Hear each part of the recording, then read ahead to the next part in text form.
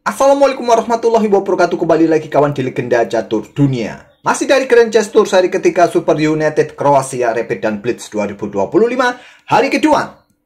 Setelah hari kedua kita lihat Magnus Carlsen masih adem-adem ayem aja kawan, cenderung underperform. Padahal dia habis pulang bulan madu, harusnya badan sudah fresh, siap tempur, baku hantam, jual beli di atas papan pertempuran. Tapi kita lihat 2 hari ini Magnus Carlsen sepertinya kehabisan amunisi, kehabisan bahan bakar kawan. Dimana di hari pertama dia hanya memetik 1 kali kemenangan dan 2 kali remis. Di hari keduanya Magnus malah tidak memetik kemenangan kawan, 2 kali remis. Remis melawan Alireza Firoza dan Praggnanandhaa. Dan di game ke-6-nya Magnus dihajar oleh Domara Djurgården. Magnus kembali kalah oleh Domara Djurgården. Di Norway Chess yang lalu Magnus juga sempat gebrak meja saat dikalahkan oleh Domara Djurgården dalam permainan klasik. Mungkin Magnus ini juga meremehkan Domara Djurgården dalam permainan rapid. Akhirnya Djurgården bisa membuktikan bahwa dalam permainan cepat pun dia bisa mengalahkan Magnus Carlsen. Sementara di hari kedua Domara Djurgården ini sangat-sangat perkasa kawan. Di hari pertama hanya kalah pada game pembuka, kemudian game 2, 3, 4, 5, 6 ini streak. Win streak 5 kali berturut-turut. Inilah pembuktian dari juara dunia klasik yang juga bisa bermain rapid ataupun blitz. Di posisi kedua Jan-Christoph Ruda, diikuti Wesley So. Baru Magnus Carlsen di posisi keempat dengan 6 poin. Nah, rekor pertemuan Magnus Carlsen dengan Domara Djurgården ini kawan, Magnus masih unggul atas Domara Djurgården dalam permainan klasik dengan keunggulan 2 kali menang, hanya 1 kalah dari Domara Djurgården saat di Norway Chess yang lalu kawan, dan 3 kali miss. Sedangkan dalam permainan cepat pun Magnus ini masih sangat dominan. Sebelum bertemu di Grand Chess Tour ini kawan, Magnus ini 9 kali menang, 3 kali kalah dan 2 kali remis. Sekarang rekornya sedikit berubah ya. 9 kali menang, 4 kali kalah, 2 kali remis. Magnus masih dominan atas Domara Djurgården dalam permainan cepat. Tapi pencapaian Djurgården yang bisa mengalahkan Magnus Carlsen 2 kali berturut-turut, sebuah pencapaian yang harus diwaspadai oleh Magnus Carlsen. Performanya mulai turun kawan. Oke, permainan Magnus Carlsen versus Domara Djurgården yang banyak ditunggu-tunggu oleh pecinta catur dunia kawan. Magnus mengawali dengan pion C4 English opening, ada variasi King English pion E5 dari Domara Djurgården. Setelah kuda C3, Djurgården tidak lanjutkan 2 opsi yang paling populer dengan kuda F6 terlebih dahulu kah, kuda C6 terlebih dahulu kah. Kalau kuda C6 terlebih dahulu, 2 opsi balas yang paling banyak diambil oleh putih dengan pion G3 atau bermain melanjutkan variasi 4 kuda. Djurgården kawan keluar langsung mencoba menekan gajah B4, eliminasi kuda, merusak struktur pion Magnus Carlsen, dan paling banyak kuda lompat ke D5. Ini jawaban terbaiknya kawan untuk berbalik ancam gajah. Setelah gajah mundur ke E7, melanjutkan pengembangan kuda F3, atau juga dengan pion D4 bisa dilanjutkan pion E3, bagus. Tapi Magnus melanjutkan kuda F3-nya dan Djurgården tidak berpikir lama, caplok saja kuda J3, ambil balik menggunakan pion D, lajur D semi terbuka jadinya, dan gajah gelap juga siap dikeluarkan oleh Magnus, pion D6. Perkuat posisi pion E5, buka jalan buat gajah terang berkembang. Pion E4 lanjut Magnus untuk mendapatkan kontrol petak pusat dan berikan jalan buat gajah berkembang. Rokade pendek bisa dilanjutkan oleh Magnus. Kuda D7, gajah D3, kuda C5, ingin eliminasi gajah. Gajah tetap dipertahankan Magnus Carlsen sebagai modal permainan endgame. Ya, dia berharap sama seperti endgame-nya saat melawan Wesley So kawan, bermain dengan sepasang gajah. Kemudian ada kuda F6 menyerang pion 2 kali, menteri D2. Maksudnya menteri ke E2. Lanjut Magnus pertahankan pion E4-nya. Rokade mungkin kalau kita yang main. Ini juga bisa jadi opsi, atau juga gajah G4 mengganggu kuda. Ini juga salah satu opsi. Pion A5, langkah bagus juga dipilih oleh Domara Djurgården. Untuk kontrol petak B4 tidak memberikan kesempatan putih mengganggu kudanya. Kalau terpaksa sekarang pion B4 untuk ganggu kuda, ya bisa dilanjut sepertinya, dan benteng ini punya lajur semi terbuka. Ataupun juga manuver ke petak E6 saja, ini juga bagus. Nanti caplok-caplok ada ruang yang bisa diisi oleh kuda ini kawan. Nah, kesempatan ke depan juga pion ini bisa didorong. Pion A4 salah satu opsi juga untuk menghentikan laju pion di lajur A. Magnus melangkah kuda D2, langkah bagus juga. Ini juga multi tujuan kawan. Dimana nanti Magnus mempersiapkan pion F-nya kah, atau kuda ini dibawa manuver-manuver untuk mendapatkan petak pusat ataupun petak F5. Pion A4, rokade bisa jadi opsi normal, pilihan terbaik buat hitam. Tapi di sini Gukes membuat kejutan dengan pion G6. Ini sedikit mengejutkan bagi beberapa analis. Mungkin Magnus Carlsen juga sedikit terkejut. Karena di sini dia menciptakan ruang-ruang lemah di area gelap kawan. Tidak ada urgensinya menurut analis bagi Gukes untuk kontrol petak F5 ataupun juga dukungan bagi pion H5-nya saat ini. Magnus langsung manuver kuda F1 segera dibawa kawan, mungkin ke peta E3 untuk ke pusat nanti. Tidak mungkin lagi ke peta F5. Gajah E6, gajah G5 diikuti menteri menarget kuda di sini, jadi diusir langsung pion H6, gajah H4, pion G5, gajah mundur, kemudian menteri naik. Pion F3, perkuat posisi pion E4 dan juga berikan tempat buat gajah. Dan juga kontrol petak G4 kawan dari pendudukan perwira-perwira hitam. Sekarang kuda H5. Kuda E3 kawan. Biarkan saja kuda caplok gajah dan lajur H akan jadi terbuka buat benteng Magnus. Kuda F4 saja. Menteri menghindar. Dan di sini pion B5. Lanjut Gukes. Gukes sepertinya tidak berniat untuk rokade lagi kawan. Sangat berbahaya buat hitam kalau rokade pendek atau rokade panjang di langkah berikutnya. Sangat mudah buat putih untuk buka lajur-lajur serangan buat benteng-benteng baik lajur H ataupun lajur A, lajur B kawan. Pasti rajanya mungkin akan bergerak ke center saja, naik ke petak E7. Nah, di sini menantang pertukaran, menteri siap ambil kembali. Kalau diladeni oleh Magnus Carlsen, Gukes memilih kuda ke D5, menantang pertukaran kuda, dicaplok dengan gajah. Dan sekarang kita temui permainan sepasang gajah Magnus Carlsen melawan sepasang kuda dari Doma dan Gukes. Kuda H5. Opsi yang lain, raja naik ke E7. Melihat petak pusat ini tertutup kawan, raja berada di center juga nggak ada masalah. Koneksikan dua benteng, siap dibawa mungkin ke sayap menteri dua benteng ini kawan. Memilih kuda ke H5, gajah F2. Kemudian raja ke E7 masih bisa jadi opsi terkuat. Memilih ke petak F8, tidak ingin rokade tapi bergerak ke petak G7 langsung. Apa bedanya jika sekarang hitam rokade pendek seumpama? Ya seperti yang saya sebut tadi, putih akan lebih cepat untuk membuka jalur-jalur serangan. Dengan benteng di lajur A, masih ada opsi buat rokade panjang buat putih. Begitu juga dengan rokade panjang pun, masalahnya pion-pion ini sudah didorong semua kawan. Memberikan kesempatan pion B, pion A didorong oleh Magnus dan beberapa lajur akan terbuka buat benteng-benteng putih di sayap menteri. Jadi Gukes hanya melangkah raja F8. Magnus sekarang pion G3 kontrol peta F4 kawan sebelum dorong maju pion ini untuk membuka beberapa lajur.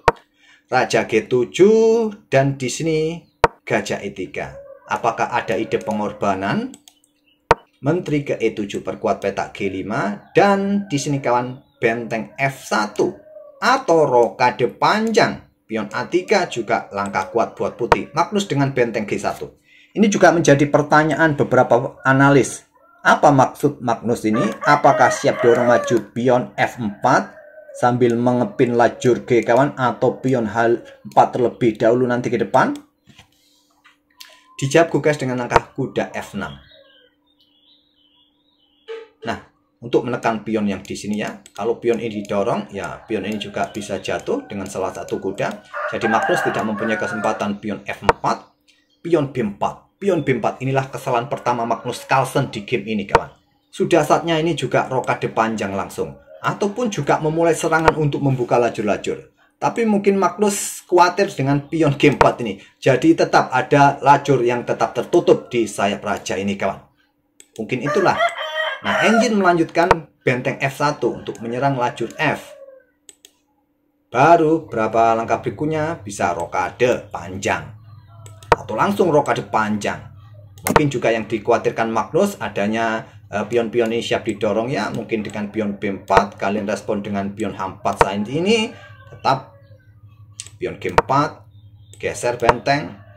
Itulah jalur-jalur yang bisa dilanjutkan menurut engine. Tapi dalam permainan cepat kawan ya agak sedikit susah. Tapi Magnus Carlsen sementara terlihat kontrol waktunya masih cukup bagus ketimbang Domara Cukures. Memang di awal pembukaan tadi kawan, permainan yang mereka pilih itu keluar dari teori utama pembukaan English Opening, variasi King English yang biasanya bermain dengan 4 kuda tapi gajah B4 pilihan Domara Cukures. Magnus dengan pion B4 langsung, pion A pukul pion B4, pion J ambil balik pion B4, kuda A4 lanjut Kukes. Nah, di sini kawan, benteng ke F1 masih bisa jadi opsi atau gajah ke B3. Gajah ke D3 pilihan Magnus terlihat cukup normal untuk menyerang pion di sini, tapi Kukes punya rencana memanfaatkan Raja Magnus yang masih berada di pusat. Dia coba korbankan pion C6 untuk segera dobrak petak pusat ini. Mumpung Raja Magnus berada di pusat, rajanya sudah aman, nyaman, tentram. Pion D pukul pion C6. Gantian pion D5 sekarang. Pion E pukul pion D5, kuda ambil balik, ancam gajah, ancam pion yang di sini. Pion A3 lanjut Magnus perkuat petak B4-nya dan Kukes mainkan keluarkan benteng HD8. Awas, awas, targetnya adalah discover kawan. Nah, di sini benteng C1 untuk dukungan pion lajur C-nya. Ada benteng D6, menekan pion ini, siap doubling juga mungkin kawan di lajur D nanti. Magnus sudah saatnya juga membuat counter play, menyerang dengan pion H4. Menurut engine sangat kuat, atau segera naik raja ini ke petak F2. Benteng G2 juga bisa jadi opsi untuk segera doubling untuk memperkuat baris keduanya. Magnus caplok pion B5. Terlihat gratis memang, terlihat gratis dalam posisi ancam kuda, tapi dia memberikan kesempatan Kukes untuk melakukan discover attack kuda J, maksud saya kuda D ke C3. Double attack kawan. Magnus punya rencana di situ, gajah J5. Kalau kalian ambil menteriku, aku ambil menterimu. Kukes menjawab dengan respon terbaik, kuda caplok gajah B5. Perkuat posisi benteng. Artinya di sini kita dapat pertukaran 2 perwira. Ya, 2 perwira minor ditukar dengan 1 benteng kawan. Magnus ya terlihat untung beberapa pion di sayap menteri. Harapan Magnus lagi-lagi berharap pada pion-pion kawan, pion bebas. Ada raja F2 lanjut Magnus.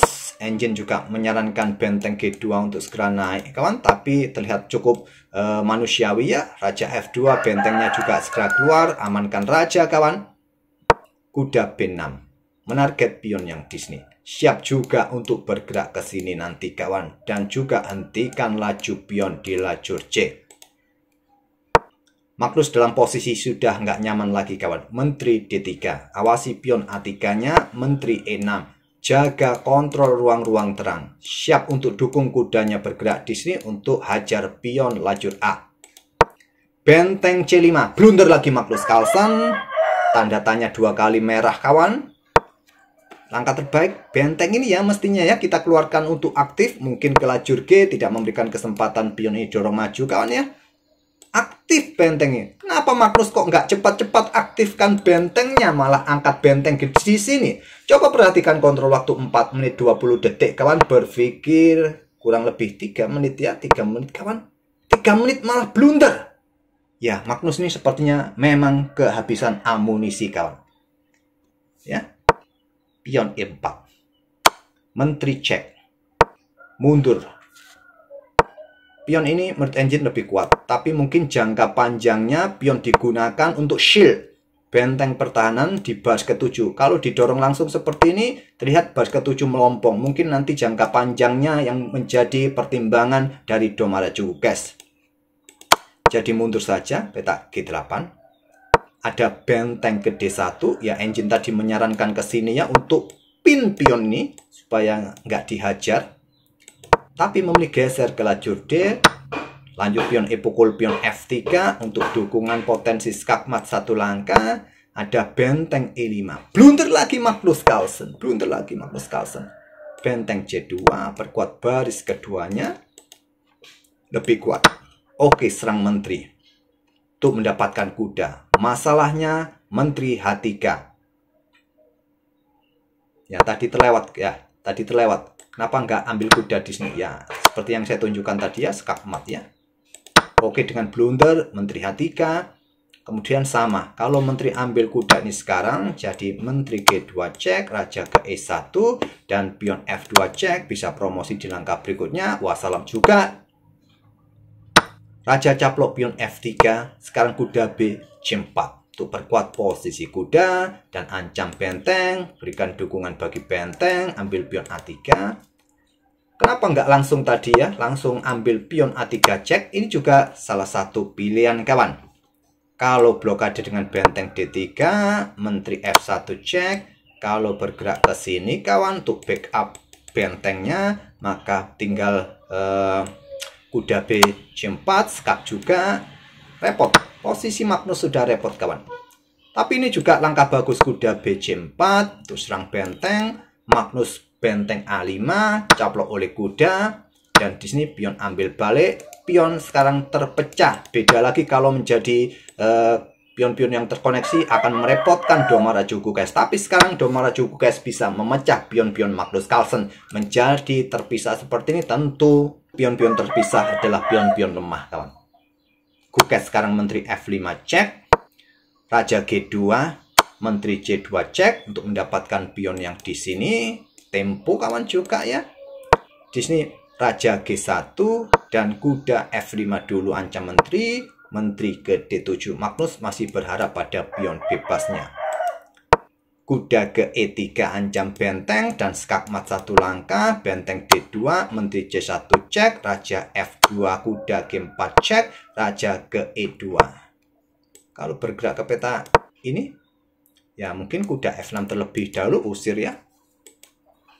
Oke, Magnus memilih ke center, raja E2 dan kuda E5 ancam menteri mendapatkan pion. Menteri E7 kuda ambil pion ancam menteri lagi. Rajanya hitam, Domarajuku sudah sangat aman ya, nggak bisa kena skak. Itulah tadi kawan, pion ini nggak didorong. Ternyata ada gunanya juga. Tidak bisa bermain skak di baris ke-7 ataupun bermain di diagonal ini. Magnus sudah nggak bisa ngapa-ngapain kawan.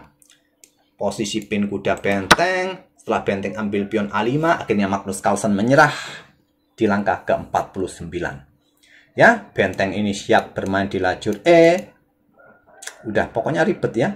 Ambil contoh cek di sini kawan, raja G7 sudah nggak bisa skak lagi ya. Benteng siap jalan ke lajur E.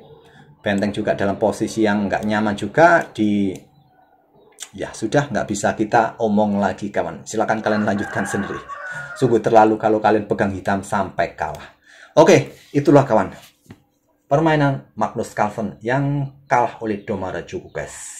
Ini menambah kepercayaan Domarajuku, guys, kawan. Akhirnya dia bisa bangkit, bisa show up setelah menjadi juara dunia terlihat melempem. Akhirnya dia bisa menunjukkan diri, bisa percaya diri, bisa mengalahkan nomor 1 dunia Magnus Carlsen. Oke, semoga bisa menghibur kalian kawan dan kita akan bertemu di video-video berikutnya. Terima kasih. Wassalamualaikum warahmatullahi wabarakatuh.